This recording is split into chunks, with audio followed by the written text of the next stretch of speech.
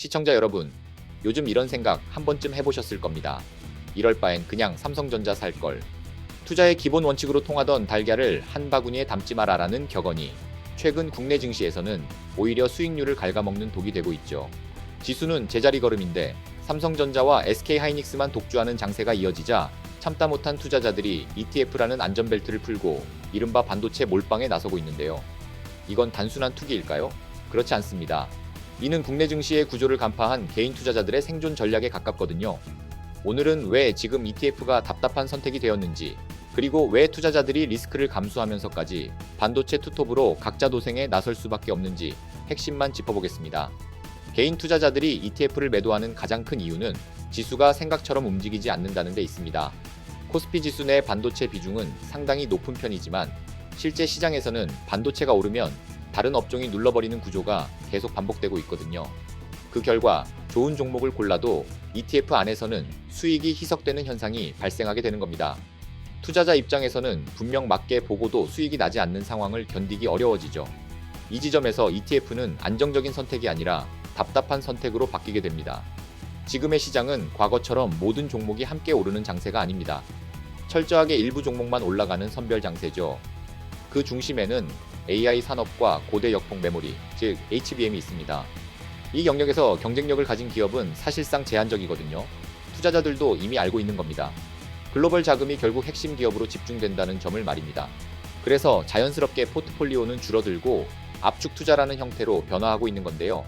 이 흐름은 단순한 유행이 아니라 시장 구조의 변화에서 비롯됩니다.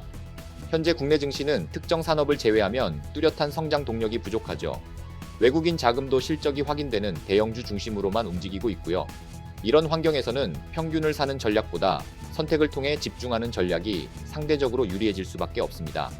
결국 개인 투자자들의 각자 도생은 시장에 대한 적응이라고 볼 수 있습니다. 그렇다면 여기서 가장 중요한 질문이 남죠. 지금 이 흐름 어떻게 대응해야 할까요? 첫 번째 기준은 추격 매수에 대한 경계입니다. 특정 종목으로 자금이 한 방향으로 쏠릴 때는 단기적으로 가격이 과열될 가능성이 높거든요. 이 구간에서 아무 기준 없이 따라 들어가는 것은 손실로 이어질 확률이 높습니다. 특히 이미 단기간에 큰 폭으로 상승한 종목일수록 진입 시점에 대한 부담이 커집니다.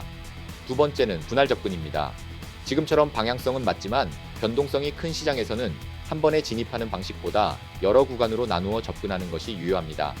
가격이 조정될 경우 추가 매수 여지를 남겨두고 상승이 이어질 경우에도 일부 비중을 이미 확보한 상태가 되기 때문에 심리적으로도 안정적인 대응이 가능합니다.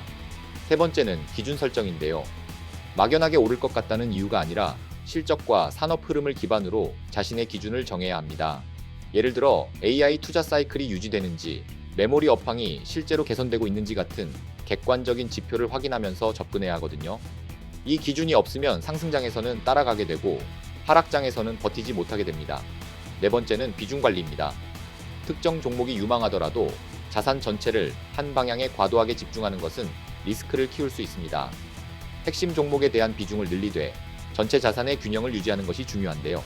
시장이 예상과 다르게 움직일 경우를 대비한 최소한의 안전장치가 필요합니다. 결국 지금 시장에서 중요한 것은 단순히 분산이냐 집중이냐의 문제가 아닙니다. 무엇을 선택하느냐 그리고 어떤 기준으로 들어가느냐의 문제입니다. 지금 시장은 기회일 수도 있고 위험일 수도 있거든요. 그 차이는 단 하나입니다. 준비된 기준으로 들어가느냐 아니면 흐름에 휩쓸려 들어가느냐입니다. 오늘 내용 한 줄로 정리하겠습니다. 분산의 시대가 아니라 선택의 시대입니다. 그리고 선택의 시대에서는 방향보다 타이밍과 기준이 더 중요해집니다. 여러분은 지금 어떤 기준으로 움직이고 계십니까? 댓글로 여러분의 투자 전략을 남겨주십시오. 시장의 환상에 속지 않고 팩트로 기준을 세워드리는 곳, 지금까지 S리포트였습니다.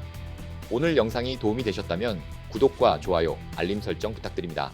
감사합니다.